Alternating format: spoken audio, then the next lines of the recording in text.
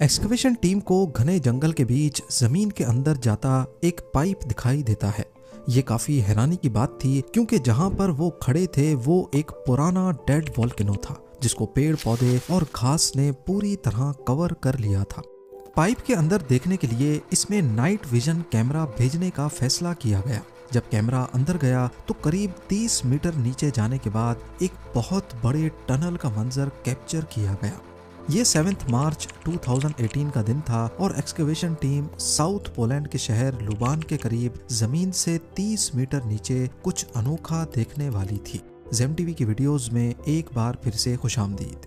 इस टनल के अंदर जब कैमरा घुमाया गया तो वहां पर हैरत अंगेज तौर पे उनको एक पटरी दिखाई दी। अभी वो इसी कशमकश में थे कि यहाँ पटरी का क्या काम, तो दूर खड़ी एक माइन कार्ट ने उनकी तवज्जो अपनी तरफ कर ली। जब लोकल अथॉरिटीज को मालूम पड़ा तो वो वर्ल्ड वॉर 2 के जमाने में एक खो जाने वाले टनल का मैप लेकर आए। मालूम पड़ा कि ये टनल करीब 80 साल पहले वर्ल्ड वॉर 2 के दौर में बनाया गया था और पिछले कई सालों से लोकल अथॉरिटीज इसी टनल की तलाश कर रही थी। इस टनल की एंट्रेंस को भारी पत्थर रखकर बंद किया गया था, जिसके आगे सालों की मिट्टी और घास भूस ने इसकी एंट्रेंस के निशानात भी मिटा दिए। लेकिन अंदर से ये टनल हूबहू मैप पर दिखने वाले टनल से मैच कर रहा था। इसके अंदर पटरी और माइन कार्ट देखकर ऐसा मालूम होता है कि ये वर्ल्ड वॉर 2 के दौर में सामान स्टोर करने के काम आता था। टनल में मौजूद अक्सर लोहे के सामान को जंग लग चुका था। यहाँ से बेलचा, ड्रिल बिट्स और कुडाल जैसे टूल्स उसी हालत में मिले जैसे उनको 80 साल पहले नाज़ी मिलिट्री के सोल्जर्स ने रखा था। वर्ल्ड वॉर 2 के दौरान नाज़ी जर्मनी और जापान जैसी कंट्रीज से मुकाबला था अमेरिका और ब्रिटेन जैसे मुल्कों का। इस दौरान हिटलर की फौज ने हजारों की तादाद में अंडरग्राउंड बंकर्स बनाए थे। शुरुआत बेशक हिटलर ने की थी, लेकिन बाद में अलाइड फोर्सेस ने भी अंडरग्राउंड टनल्स और बंकर्स का इस्तेमाल करना शुरू किया। वर्ल्ड वॉर 2 के दौरान बंकर्स काफी स्ट्रेटेजिक इंपॉर्टेंस रखते थे और इनका मकसद डिफेंस और ऑफेंस दोनों के लिए था। यानी कहीं पे इनका काम दुश्मन के हमलों से बचना होता तो कहीं ये दुश्मन पर हमला करने के लिए काम आते थे। ये बंकर्स दुश्मन की एयर स्ट्राइक्स और आर्टिलरी शेल से हिफाजत करते और सोल्जर्स को एक सिक्योर बेस फराम करते थे। डिफेंसिव बंकर्स को फ्रंट लाइन पर इस तरह डिजाइन किया जाता कि वो दुश्मन के हमलों को रोक सकें, जैसे जर्मनी की अटलांटिक वॉल, जो अलाइड फोर्सेस के हमलों के खिलाफ एक मजबूत रुकावट थी। साथ ही कुछ बंकर्स को प्लानिंग के लिए यूज किया गया, जहां से कमांडर्स अपने ऑपरेशंस को सीक्रेटली मैनेज करते। वर्ल्ड वॉर 2 में इतने ज्यादा अंडरग्राउंड बंकर्स और वार रूम्स कंस्ट्रक्ट किए गए थे कि आज भी इनकी गिनती करना पॉसिबल नहीं है, क्योंकि इनमें से हजारों की तादाद में आज भी जमीन के अंदर कहीं दफन है। कहा जाता है कि वर्ल्ड वॉर 2 में अलाइड पावर्स और एक्सिस पावर्स ने अंडरग्राउंड बंकर्स पे इतना खर्चा किया था कि पूरी दुनिया में लोहे और सीमेंट की शॉर्टेज हो गई थी। एक एस्टीमेट के मुताबिक इन तमाम बंकर्स को बनाने में लगभग आज के 500 बिलियन से 1 ट्रिलियन डॉलर्स का खर्चा आया। यूं समझ लें कि अमेरिका की अफगानिस्तान में चलने वाली 20 साला जंग में रोजाना 300 मिलियन डॉलर्स खर्चा आता था, तो वर्ल्ड वॉर 2 में बंकर्स बनाने में रोजाना 460 मिलियन डॉलर्स। ये तो वो खर्चा है जो सिर्फ कंस्ट्रक्शन में हुआ। वर्ल्ड वॉर 2 में मैन पावर, लॉजिस्टिक्स और एम्यूनेशन के खर्चे का अंदाजा लगाना भी मुश्किल है। आइए इतिहास की तल्ख यादों में जाकर चंद बंकर्स के बारे में जानते हैं। दी अटलांटिक वॉल एक बहुत बड़ा कोस्टल डिफेंस सिस्टम था जो नाज़ी जर्मनी ने वर्ल्ड वॉर 2 के दौरान बनाया। ये 2400 माइल्स या 3800 किलोमीटर तक यूरोप के कोस्ट लाइन पर फैला हुआ था, जिसका मकसद समंदर से अलाइड फोर्सेस के हमलों से बचना था। 1940 से 1944 के दरमियान बनाए गए इस सिस्टम में हजारों बंकर्स, एम्यूनेशन डिपो और किले शामिल थे। उस वक्त हिटलर का फ्रांस के कई इलाकों पर भी कब्जा था। अटलांटिक वॉल का एक हिस्सा नॉर्दर्न फ्रांस के इलाके नॉर्मंडी में भी फैला हुआ था, जहां लॉन्जेस सरमर नामी आर्टिलरी बैटरी इंस्टॉल की गई। ये बंकर्स हैवी बम्बार्डमेंट्स को फेस करने और हमलों के वक्त डिफेंसिव फायर देने के लिए डिजाइन किए गए थे। नॉर्वे की बात की जाए तो इसका निचला हिस्सा नॉर्थ अटलांटिक ओशन से आने वाली अलाइड फोर्सेस को रोकने के काम आ सकता था, तभी हिटलर ने यहाँ पर भी अटलांटिक वॉल के कुछ हिस्से गाड़े हुए थे। यहाँ पर क्रिस्टियन सैंड जैसे फोर्ट्रेसेस नेवल रूट्स को प्रोटेक्ट करते थे। इसके अलावा नेदरलैंड्स भी उस वक्त नाजी के कंट्रोल में था और यहाँ पर नॉर्थ अटलांटिक के कोस्ट पर हजारों सेफनियन नामी बंकर्स बनवाए गए थे। नाजी जर्मनी की इस पूरी अटलांटिक वॉल, जिसमें underground bunkers, depots, tunnels, artillery batteries और किले शामिल थे, को फ्रिट्ज टॉड नामी एक जर्मन इंजीनियर की कंपनी ने बनाया था। 2,60,000 वर्कर्स, जिनमें ज्यादातर कैदी थे, उनसे ये तमाम स्ट्रक्चर्स सिर्फ 2 से 4 सालों के दरमियान जबरदस्ती बनवाए गए। आज भी अटलांटिक वॉल के कुछ पार्ट्स हिस्टोरिकल मॉन्यूमेंट्स के तौर पे मौजूद हैं, जो वर्ल्ड वॉर 2 की इंजीनियरिंग और उस पर होने वाले खर्चे का एहसास दिलाते हैं। जब हिटलर ने अटलांटिक वॉल बनाई तो उस वक्त अलाइड पावर्स के वहमो गुमान में भी नहीं था कि आगे चल के उनको कितनी मुश्किल का सामना करना पड़ेगा। फिर 1942 में एक वाकया हुआ जिसने अमेरिका और ब्रिटेन की आंखें खोल कर रख दी। कैनेडियन फोर्सेस, जो अलाइड पावर्स का हिस्सा थीं, उन्होंने फ्रांस के इलाके डिएप पर एक हमले की प्लानिंग की, जिसको आज डिएप रेड के नाम से याद किया जाता है। इस हमले का मकसद हिटलर की बनाई गई अटलांटिक वॉल को समझना था कि आखिर वो काम कैसे करती है। इन मजबूत कंक्रीट बंकर्स ने अलाइड अटैक को बुरी तरह नाकाम बना दिया।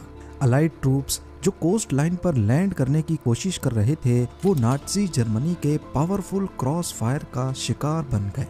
ये अलाइड फोर्सेस के लिए एक बहुत बड़ा झटका था, क्योंकि उनको अटलांटिक वॉल की मजबूती से इतनी तवक्को नहीं थी।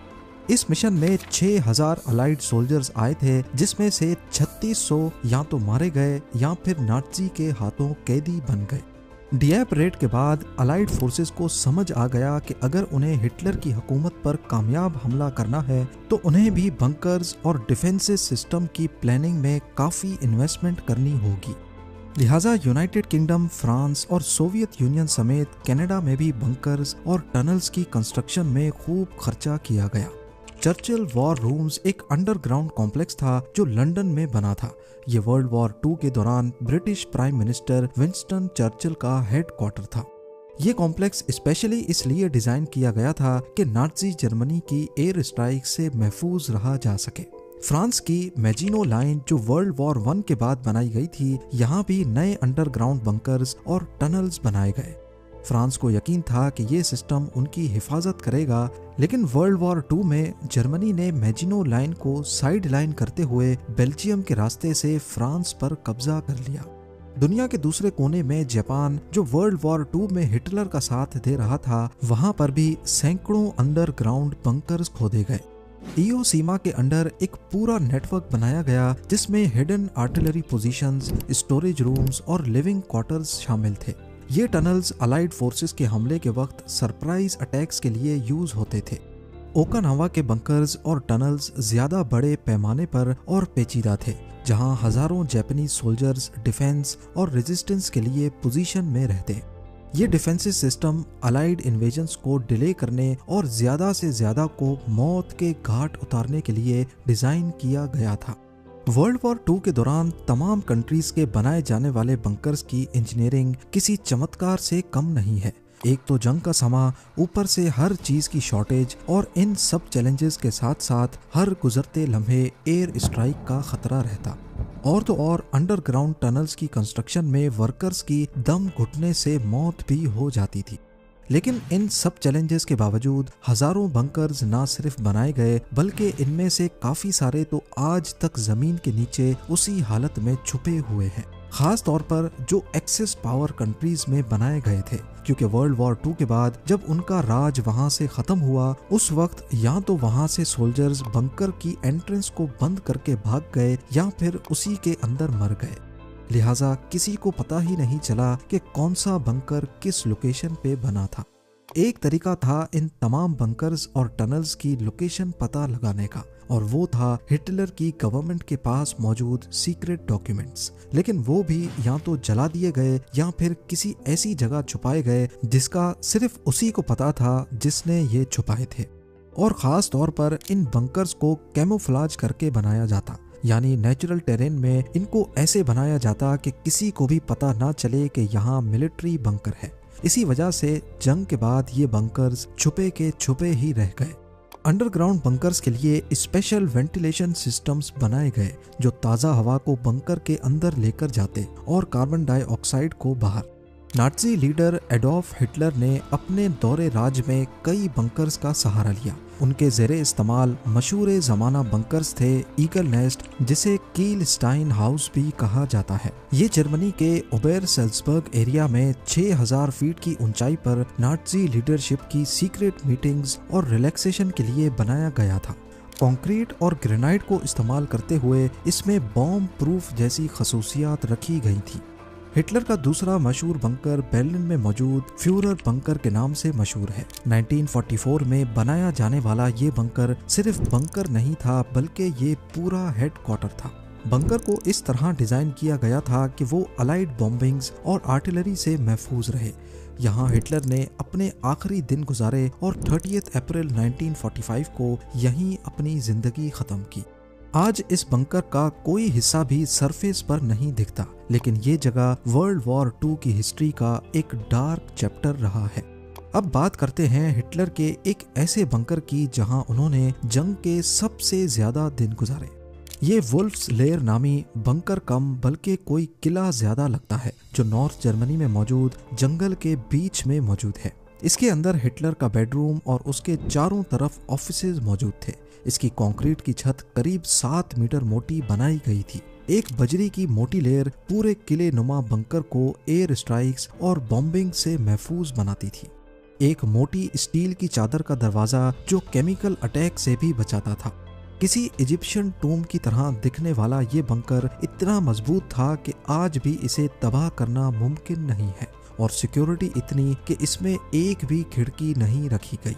यहाँ एक खास वेंटिलेशन सिस्टम लगाया गया था जो ताज़ा हवा को पूरे बंकर के अंदर सर्कुलेट करता था। पर इतनी सिक्योरिटी के बावजूद भी इस बंकर को जंगल के लैंडस्केप में इनविजिबल किया गया था।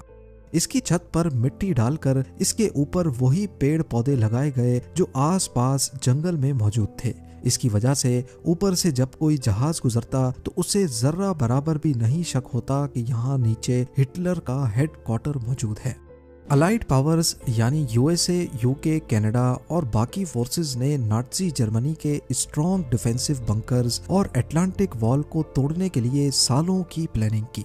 हिटलर की बनाई गई अटलांटिक वॉल से मुकाबला करने के लिए 1,56,000 से ज्यादा ट्रूप्स, 5,000 शिप्स और 11,000 एयरक्राफ्ट्स इस्तेमाल हुए। ये 6 जून 1944 का दिन था जिसको डी डे के नाम से याद किया जाता है। इस दिन जर्मनी ने अटलांटिक वॉल के बंकर्स और आर्टिलरी से अलाइड फोर्सेस का सामना किया, लेकिन उनकी प्लानिंग और रिसोर्सेज उतने इफेक्टिव नहीं रहे। अलाइड एयर स्ट्राइक्स और पैराट्रूपर्स ने जर्मन कम्युनिकेशन और डिफेंस का खूब मुकाबला किया। अलाइड फोर्सेस को शुरू में काफी नुकसान का सामना करना पड़ा, लेकिन आखिरकार वो नाज़ी जर्मनी का यूरोप पे कंट्रोल तोड़ने में कामयाब हो गए। उम्मीद है ज़ेम टीवी की ये वीडियो भी आप लोग भरपूर लाइक और शेयर करेंगे। आप लोगों के प्यार भरे कमेंट्स का बेहद शुक्रिया। मिलते हैं अगली शानदार वीडियो में।